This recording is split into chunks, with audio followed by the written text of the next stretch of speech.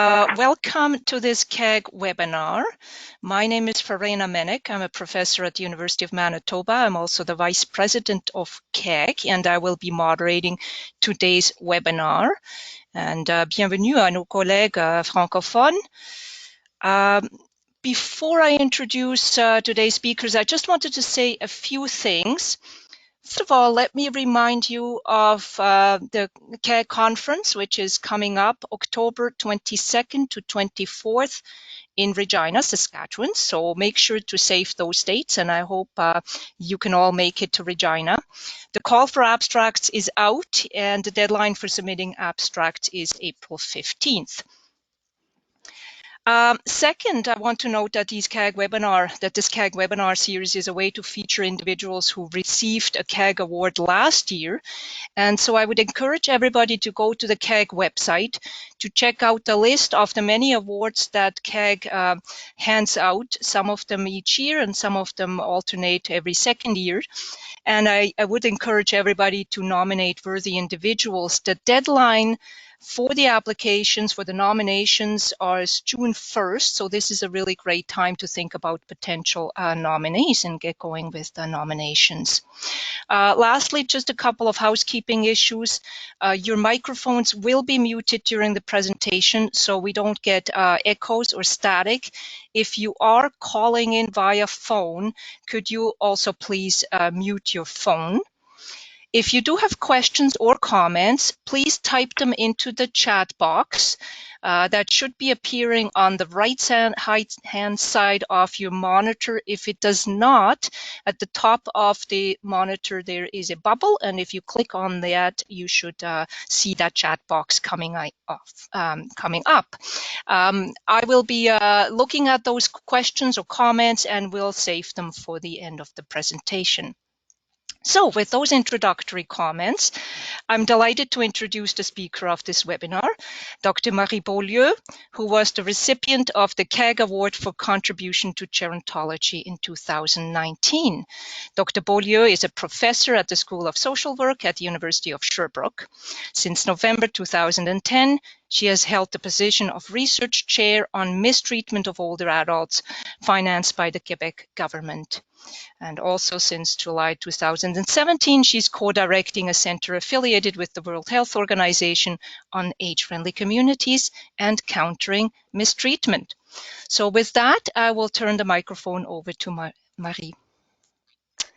Well, thank you very much, Verena, and good day to all you colleagues from all across Canada.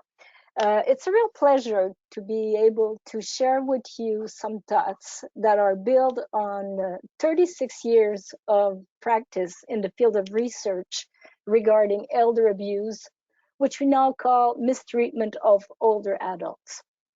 Thank you so much so then to the Canadian Association of Gerontology for giving me this opportunity. So I would like to acknowledge that, like Verena said, I'm a chairholder of a research chair on mistreatment of older adults. This chair is funded by the Quebec government. It's part of a plan of action to counter elder abuse and neglect. I also want to say before starting that today's presentation will be done in English. However, with the Canadian Association of Gerontology, we did agree that I could do another seminar if people are interested, or another webinar that could be in French. And if you're interested, just send us your information and we will fix a date for that. So today it's totally in English, and there's a plan B to do it again totally in French. So let's start by, just giving you a little bit of overview for you to know where I come from. My training is in criminology and more especially in victimology. As many of you know, gerontology in the early 80s was not a discipline that was taught in universities.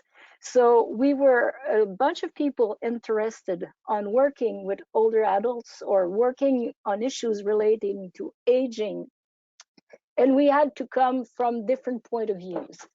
Mine was criminology with the focal on victimology. So I really came to gerontology with questions regarding older adults as victim of crime.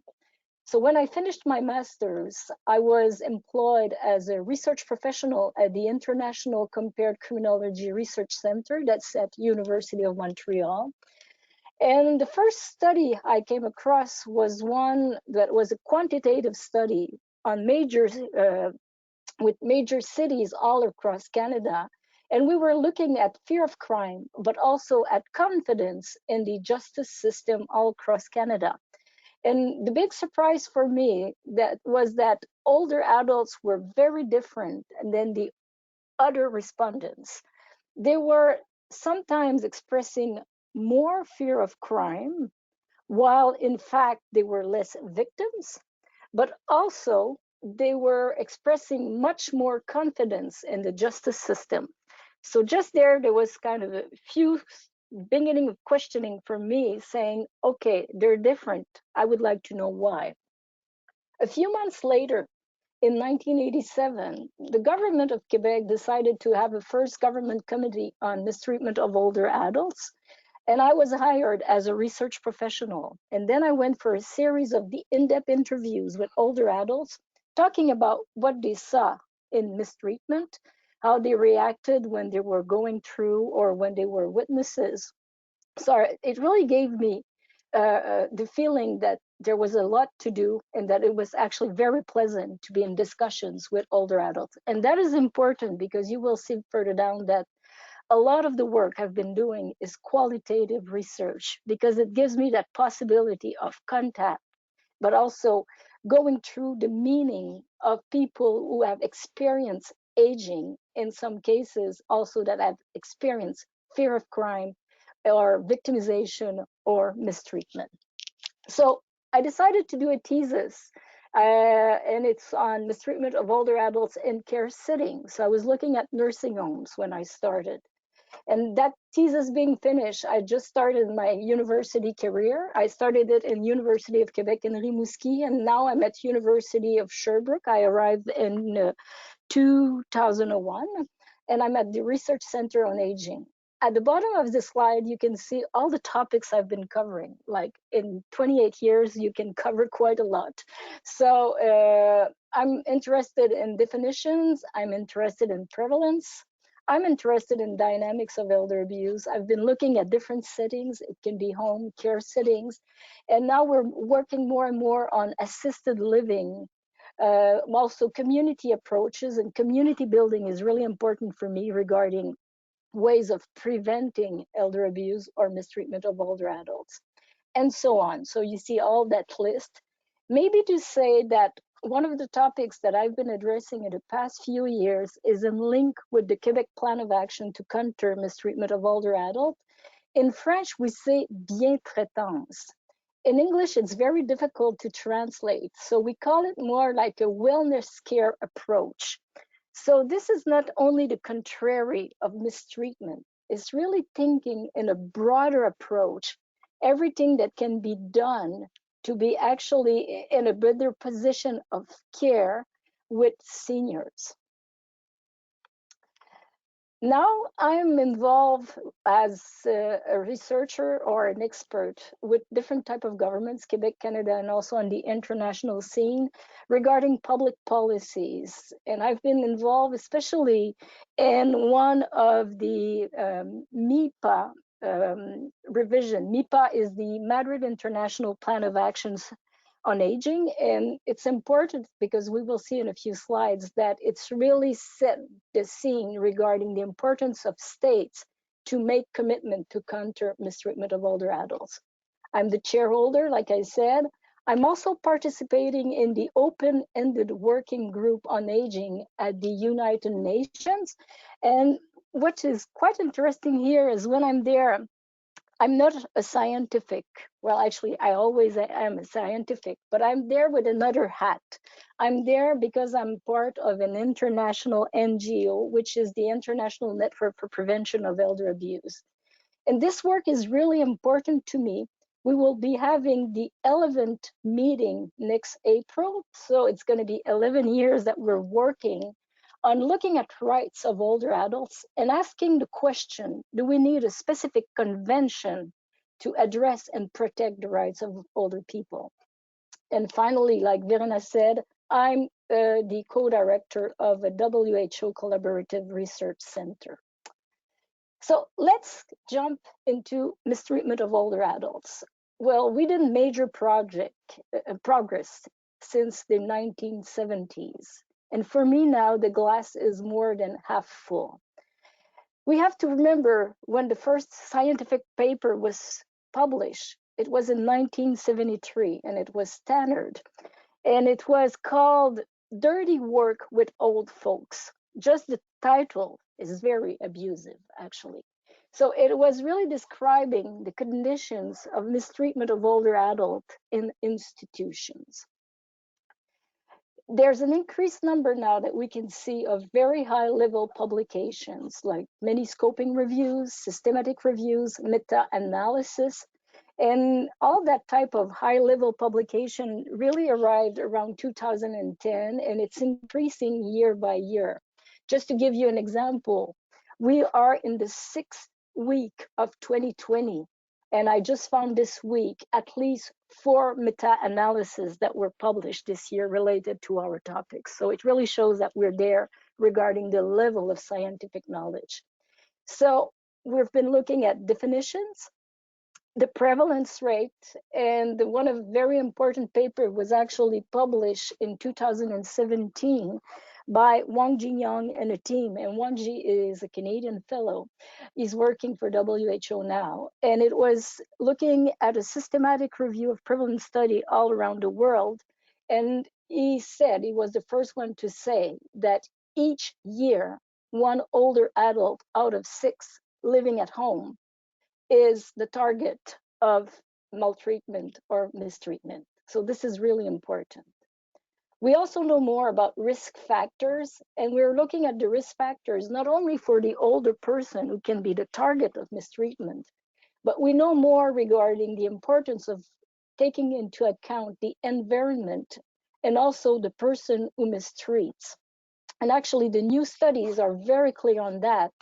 If you want to try to understand and even to predict mistreatment of older adults, you have much more answer when looking at the characteristic of the person of who mistreats than looking at the older person. Though this is really important because then we have to step away from the more general theory that we're saying that elder abuse was only the case for vulnerable adults. It's not the case, actually. We also know more about the effects or consequences of abuse, and more we are looking at help seeking and reporting. And one of the tools I will be presenting today is looking at help seeking. For me, 2002 was a very pivotal year in the field of mistreatment of older adults. We came out with a definition that is still not perfect, but at least we have a common understanding about what we're talking about. So elder abuse is a single or repeated act or lack of appropriate action occurring within any relationship where there's an expectation of trust, which causes harm or distress to an older person. We also agree on forms: physical, psychological, emotional, sexual, financial, and even neglect. But we have to also know that we're still using different words to talk about the same thing. Sometimes you will read information on abuse, on neglect, on violence, on mistreatment, on maltreatment, and so on, and you just realize they're talking about the same thing. We are also looking at new concepts that are linked to mistreatment, such as exclusion, discrimination, ageism, bullying, and also self-neglect. We have to know that in Quebec, and I think it's the same thing for all provinces and territories in Canada, self-neglect is not included in the definition of mistreatment of older adults, but in the States, it is. The other important thing was, like I said earlier, in 2002, we finally had that Madrid International Plan of Action on Aging, where there was something specific on the importance of to eliminate neglect, abuse, and violence towards older people. And it was stating the importance of government involvement in those actions. However, we have to note that the Madrid Plan of Action is a non-binding instrument. So that means that we cannot control what is going on in each country, even though each country is invited every 5 years to make a report and say what they're doing in the field. So my main topic for the rest of my talk will be practice. And for me, practice is so important, and we can link research result to influence practice. So practice will encompass prevention, identification, direct intervention, and also coordination. In a WHO report of 2015, it was said that it should include multidisciplinary teams, helplines, bank use, support for caregivers of older adults at risk of mistreatment, and also emergency shelters. And I could add a lot of things actually that it should include. When we look at research on practice, I must say that it's a little bit discouraging if you take it as at a first level. Jenny Plog and colleagues, and Jenny is a Canadian fellow, in 2009 published a systematic review based on 8 programs, and the conclusion was hard. It was saying direct intervention has no effect on reducing mistreatment. So it was kind of a shock because practitioners were asking, okay, if we're not reducing mistreatment, but if we have an action that where the older adults feel that they are accompanied and they feel that they are gaining more control, and maybe step by step they're going towards something new or something different, maybe it's already a success, even though if there's not directly a reducing of mistreatment. In 2017, Moore and Brown said just about the same thing. They were saying there's not much evidence-based practice to refer to. So my main question is always, then what should practitioners do? And we have some solutions. And again, Moore and Brown will say, although there are a limited number of evidence-based practices and best practices to counter mistreatment in international literature, professionals and practitioners can use what is available to them. So I must say that this has been kind of a mission for me, trying to be in dialogue with the practitioner in order to bring back the material towards them. So I'm here pleading for the necessity of shifting with the ideal of best practice, where everything is evaluated and based on evidence-based data. And we have to shift to promising practices. What are promising practices? It means that we have enough knowledge to promote it and to try it in practice, but we still have to monitor it to improve it all the time. So for me, there's a necessity of transforming research results and strong training programs, which I've been doing a lot with my chair, but also in practice guides.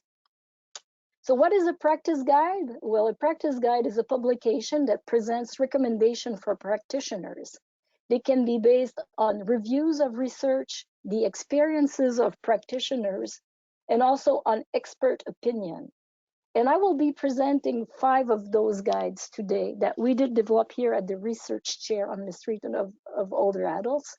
And in each of those, we use that process. So review of research, experience of practitioners, and in certain cases, it was experience of older adults themselves, and also the opinion of experts. So a practice guide aims to guide and facilitate the work of practitioners by improving their responses to the needs of mistreated older adults. And I put into smaller fonts, and person who mistreats them. Why did I do that? Well, actually, I have to be very honest. In the field of mistreatment of older adults, we're still crafting some intervention with mistreated older adults, but not much has been done. to work with people who mistreat older adults. So if we compare to the field of intimate partner violence, we still have a lot of things to do. What are not practice guides? Well, it's not rigid rules and it's not prescriptions. So that means that it's not something that practitioners have to follow from A to Z. It doesn't replace the clinical judgment, and that I will never say enough. It's there to actually help the practitioners and the judgments. It's not replacing. Also, practice guides are not static tools. There's a need for evolution to integrate the state of practice and also the state of scientific knowledge. So what I'm saying here is that practice guides need to be reviewed on a regular basis.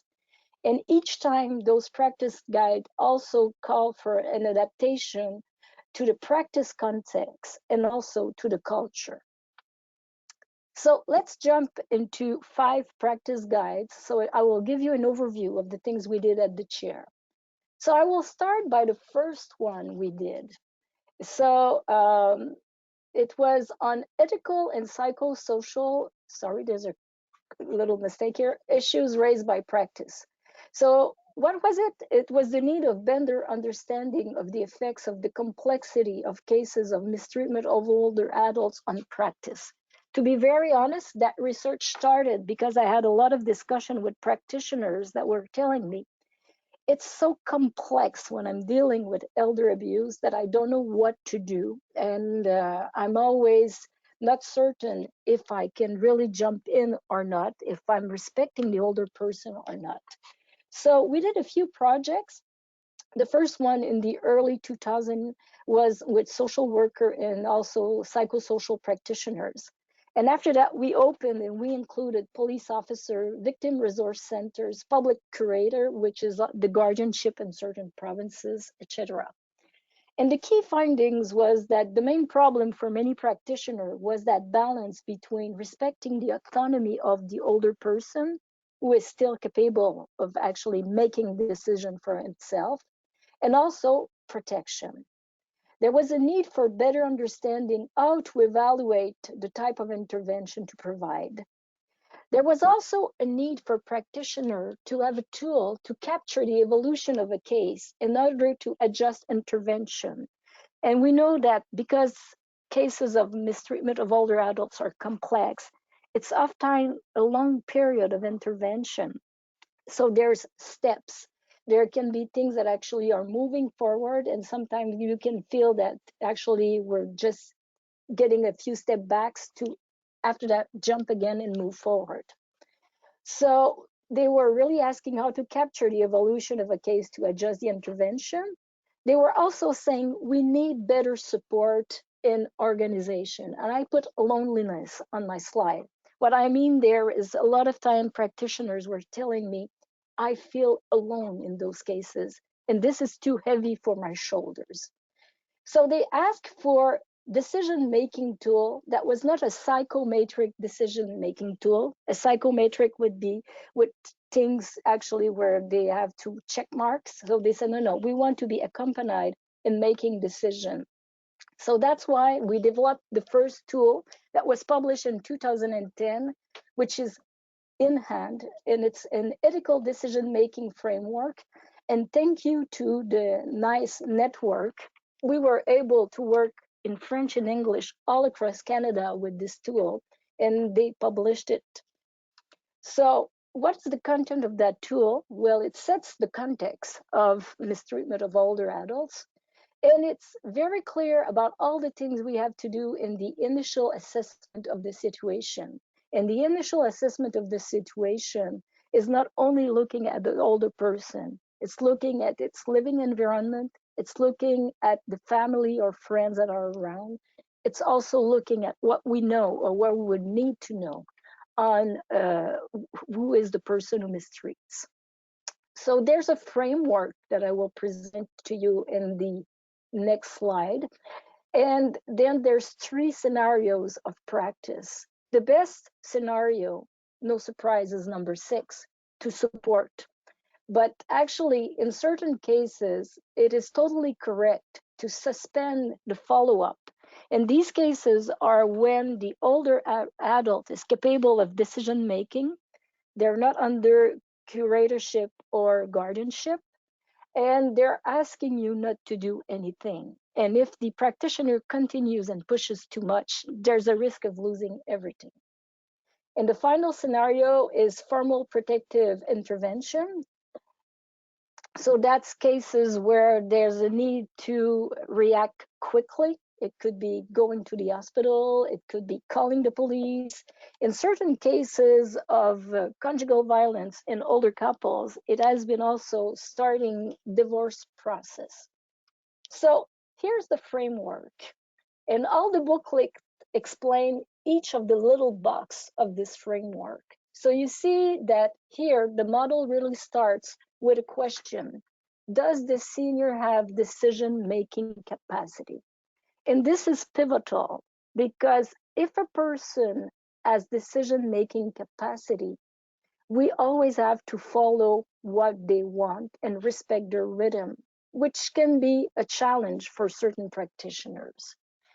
The other question is, does the senior accept the intervention? And like I was saying earlier, there's things that we have to look at, and sometimes we have to go into suspension, of follow-up. So the three scenarios are there, and all the booklet is explaining each little box. I'm bringing you to something different.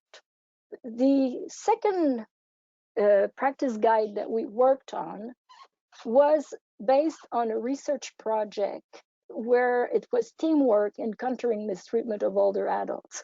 And this project was very exciting because this time it's a group of practitioners in Montreal that called us as the chair. And they said, we want to work together. We try to work together, but there are so many challenges. So in that group, there was social workers from public services, there were police officers, there were also non-for-profit agencies that were doing direct services. There was the member of the city government that were responsible for seniors affairs, etc. So what were the key findings in this project? But actually, even though if they said that they were really open to work with each other, and if at the first meeting we realized that even though if they thought they knew each other, there were actually a lot of blind spots. And first of all, the collaborative work often relies on the knowledge of a person in another agency. What I mean here is that it's more informal approach. So if I'm a social worker and I know a police officer, I will call that police officer. So there's not many signed agreements between services. Sometimes it's better because there's more liberty or latitude for practitioners, but sometimes it's really a limit. There's also a need to better understand the scope and the limits of the practice of each agency. So I heard police officers saying, why is the social worker not doing this and this? And on the contrary, I also heard social workers saying, why is the police not doing this and this? So people don't really know what the others are doing. So there's a need for a time to share. For sure, in certain cases, there's a need to form a team to better intervene. And finally, what we did is there was a need to document one teamwork model that was really seen as efficient by the majority of the actors around the table. And that teamwork was one of a police officer and also practitioners, from a non-for-profit organization. So the picture you see there, it's not comedians, it's actually the two practitioners that we've been following for 1 year in all their steps, really trying to understand how do we work together. So the content of that practice guide is an introduction, explanation on what is mistreatment of older adults, what is intersexual collaboration, how to develop and implement a team practice, What are the roles and responsibilities of the team practice? What are different stages in a team practice? What are the benefits? Also, what are the challenges? Because even though we try to prepare the practitioners as best as we can, there's always challenges in working in a team. And finally, the guide ends with condition to ensure sustainability or to support a team. Because again, like I said earlier, it's very difficult for practitioners when they feel that they are alone and that they have no support. So there's need of commitment of the organization. So just to show you one page of the guide, here's one of the figures regarding the stages of intervention when we're doing practice and follow-up. So the basis is really obtaining the older adult's consent to initiate a team intervention.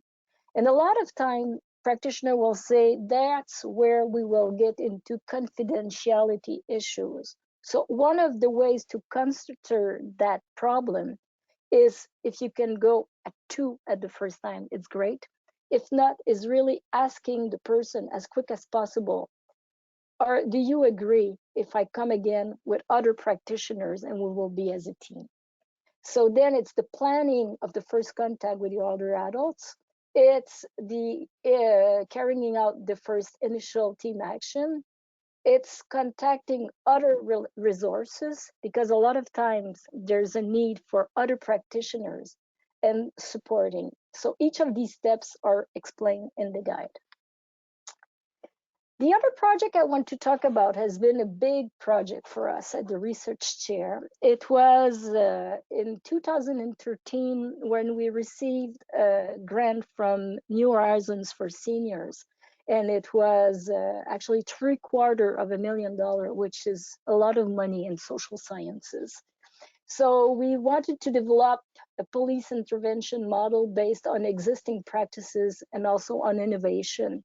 And my main partner that opened all the door, and I really want to take them, is the Montreal Police Department. So we did a literature review, we did an inventory of all Canadian practice. We did also the inventory of Montreal practices because there was a lot of small practices that were not known. We did a needs study, so a very in-depth data collection with police officer. We also did a needs study with the partners of the police, because again, the police cannot work alone. So social services, emergencies, hospital, etc. We did a pilot project, we evaluated it, and then we implemented the model. So what came out of this is that there's no unique model for a police officer to work, but almost everyone will recognize that police officers have a privileged contact with older adults. When they're doing prevention activities, they have a lot of credibility. And we see that a lot of time, if you say that it will be a conference given by a police officer, you will have many people there. But the other privilege, which is even more important for me, is then when they're called at home, they can see a lot of things. But one of the issues was regarding older adults. They were saying we're having a lot of repetitive calls. So we're going there and it's not a criminal offense and we don't know how to intervene.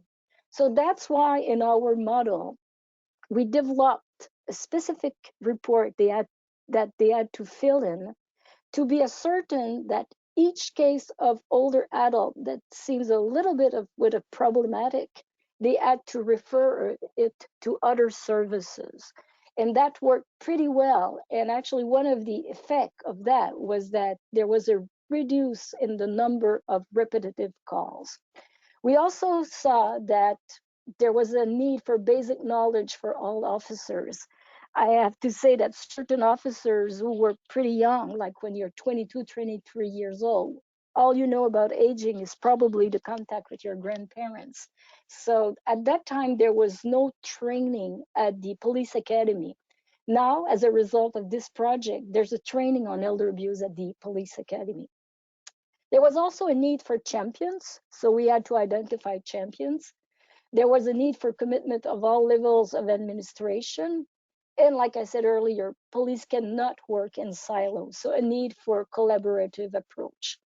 one of the things I forgot to say is how important it was for me to work with Montreal Police Department. It's because it's the second largest police force, city police force in Canada. So the first one being Toronto. So we did this practice guides. So it's practice guidelines for implementing the model. IPRES stands for Integrated Police Response for Abused Seniors.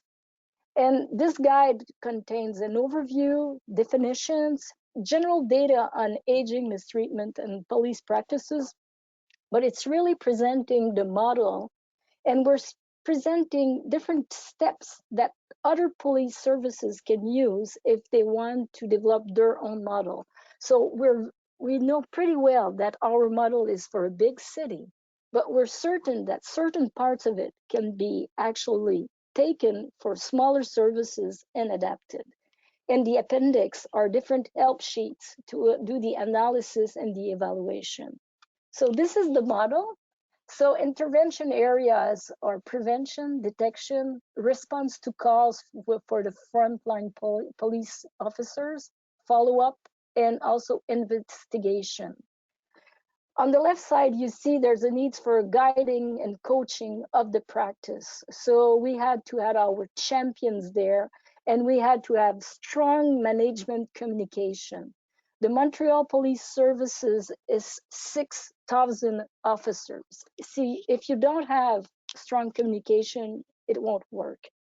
There was also some what we call cross-cutting support, such as strategic and corporative communication. There was some coordination and also some strategic management and leadership. And when we launched the program, actually, the chief of the police service was with us. So we knew that there was a real commitment. And one of the nice things about this model is that the action research project finished in June 2016. But now it's a permanent practice, so it's continuing. So as a researcher, I had to step out, but the practice is still there. Self-neglect now, like I said earlier, there's not much known on self-neglect because here we don't really see it as a part of mistreatment of older adults. But at the chair, we did several studies since 2010, and we had to define and recognize self-neglect. We also saw that there was major difference between practitioners. Some practitioners are more at ease of working in these cases, others are not. So one of the main questions is how to create a contact and also what to propose. And again, it's all that balance between autonomy and protection. But in these cases, protection sometimes is not only the protection of the older adult, but it's also protection of the environment. And we're thinking here of cases where there's a risk for fire or other crisis in the home of the seniors. So the practice guide was published in 2016, and it contains, again, definition, a diagram and everything. But you see the main part is chapter 4 on interviewing in the context of self-neglect, where we're giving a lot of tips to the practitioners, like how to make a contact, how to make the evaluation, accompaniment, etc. So it has conclusion, references, and also a diagram. And just to give you an example of one of the diagrams that is in the guide is actually how can we assess personal characteristic, contextual characteristic, trying to identify in the middle what is self-neglect behaviors, and looking at the end at all the potential consequences on the well-being, the health, the security of the person, and also on others. The last guide was published last year. So it's a project we did on hinderers and facilitators to help seeking. And then we introduced not only mistreatment, but also bullying. And why did we do that? It's because in Quebec, we have 2 plans of action. One on mistreatment of older adults, but the other one on bullying of persons at all stages of life. And some of the measures of that plan of action are targeted towards bullying of older adults. So again, it started by community who came to us, and it's a non-for-profit organization, which is Direstri. We did several data collections, so critical analysis of activities. We did some focus group and face-to-face questionnaires with older adults. Actually, we met more than 450 older adults. We did some content validation of partners.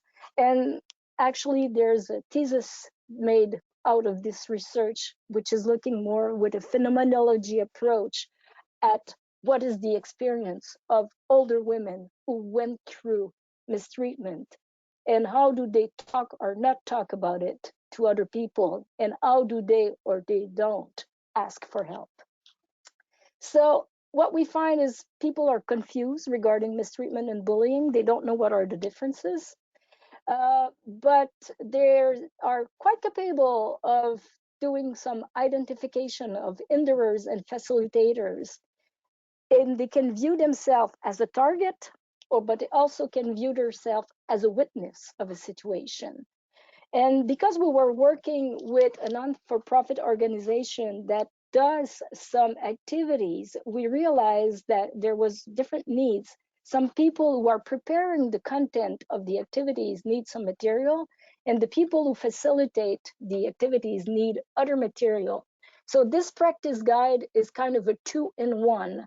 One is for administrators and coordinators, and the other one is for all the people that will facilitate activities. Here again, here's the content. Beside the definition, as you can see, definition is always there. We will look at obstacles and facilitating factors to asking for help. And there's a large part on the elaboration of awareness raising activities, where it's so important to be prepared, because one of the shock we had when we evaluated was there is a lot of time people were going to do an activity with older adults, and they had only a small sheet of paper and not much material. And we were really questioning, are they really aware about all what is needed to say to older adults regarding definition, regarding what they can do? And also, at the end of each meeting, are they prepared to give list of resources and to be so welcoming that the people will lead the activity? And if they did recognize themselves or others, they will feel free to call.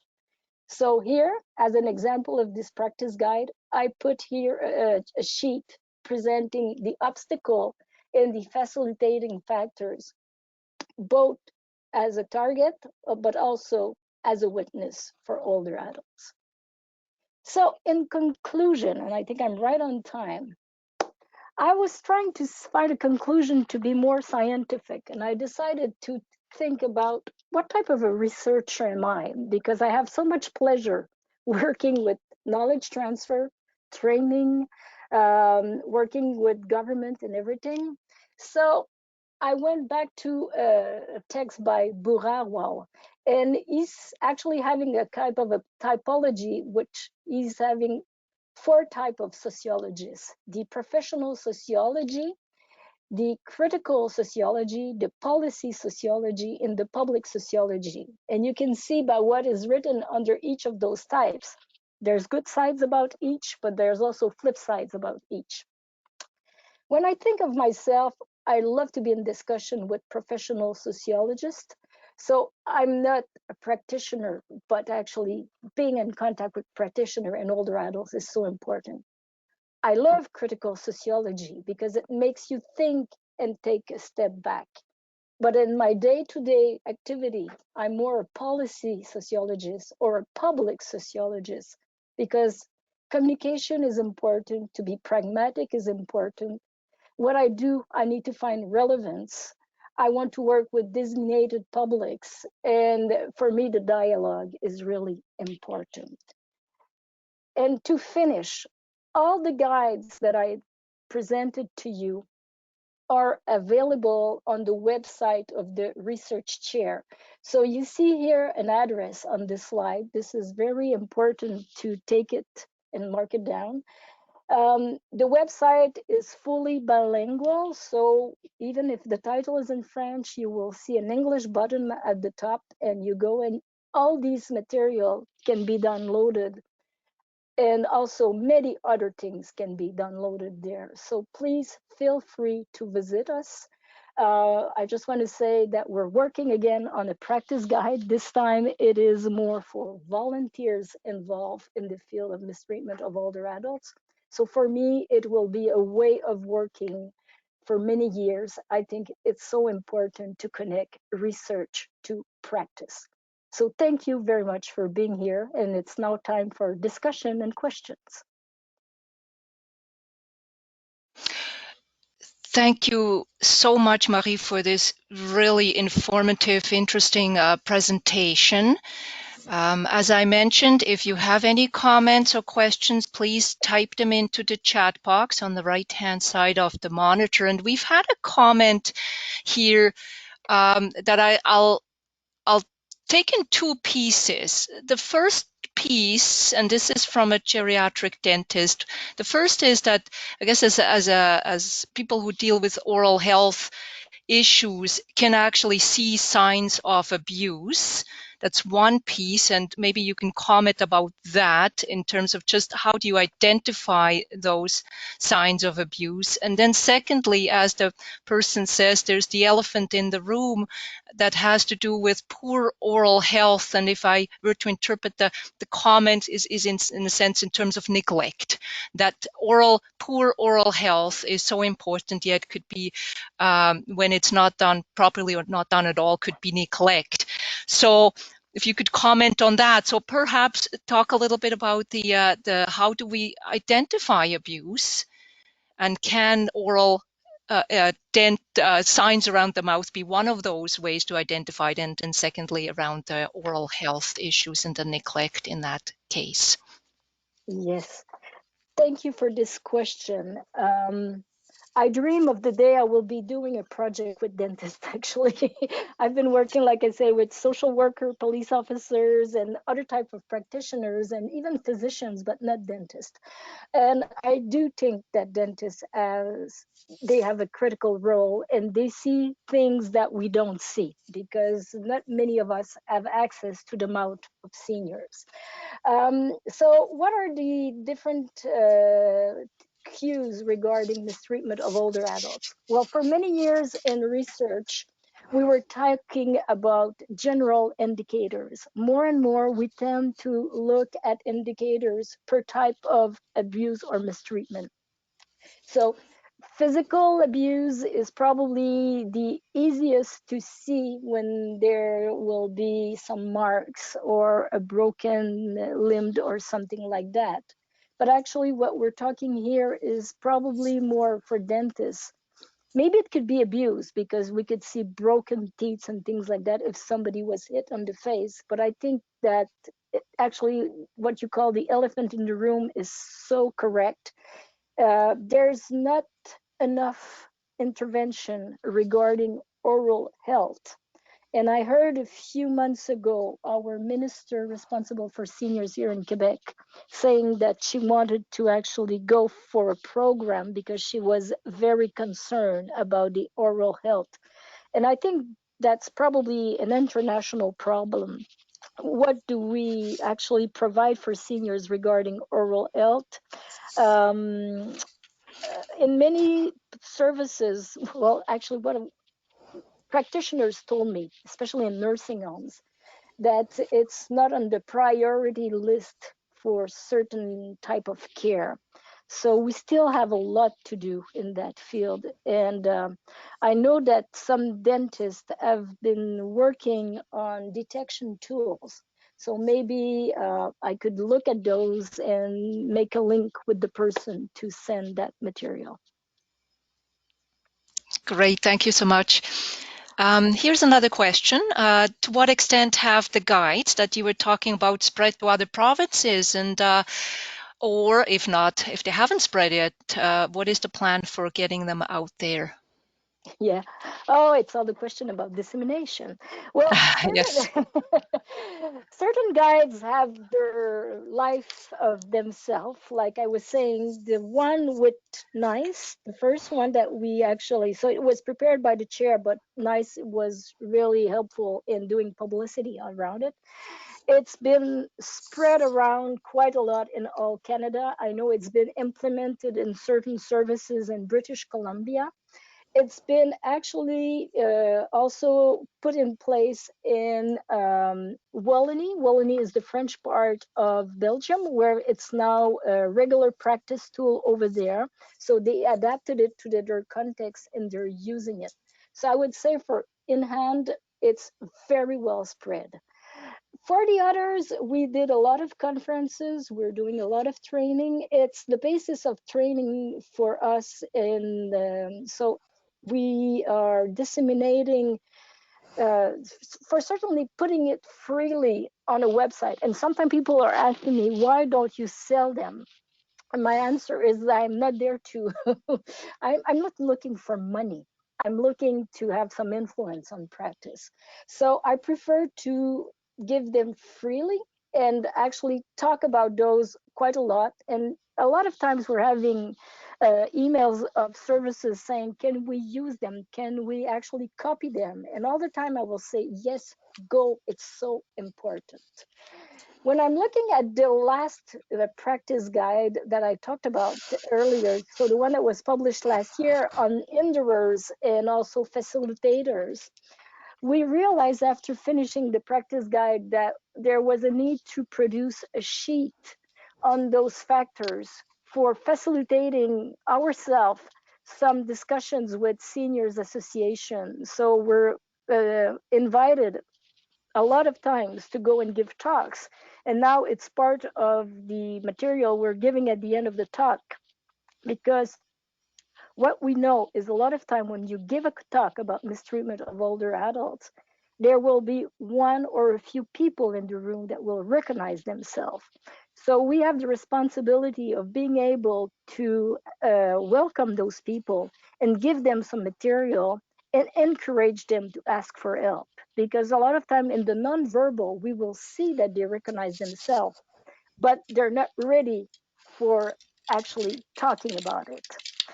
So all that to say that all our material is freely available in French and in English. It's been also, all our material has been given in Quebec to the regional coordinators. We have 20 regional coordinators covering all the province. So they are available, they are capable of doing the dissemination in their own region. Each time we're invited to go and talk about it and present them, we will also do it. So we're more than open to extend as much as we can the dissemination. All right, thank you very much for this answer. We had a question around whether the webinar will be available online, and yes, the webinars, all the webinars we've been hosting are being recorded, and they will be on the CAG website. So look out for those. Let me just conclude with one other question that's come, and that has to do with your. You were quite optimistic at the beginning of your talk around the scientific knowledge of the mistreatment of older adults, and so you referred to it as the glass being more than half full. How would you assess how we're actually dealing with mistreatment per se? Have we reached our goal to eliminate it, as you mentioned at one point, or how close are we to actually dealing with the problem? I think we have a lot of research and we need to continue. I think many provinces and regions have plan of action. I don't think we're putting enough money in the issue. Well, it really varies from one province to the other. But we still have to train the practitioners. For now, I see a lot of practitioners who are telling me that they never got any training in college or in university on the issue. So on those things, we still have a lot of work to do. When I'm saying it's more than half full, I'm really taking that 36 years of experience, and there was nothing when I started, really nothing. So now we have quite a lot of material, but we still need to continue because we don't have all the experience that they gained in intimate partner violence. We don't have all the experience that they gained into child protection. So I could still be working for 36 other years and we would still have a lot to do.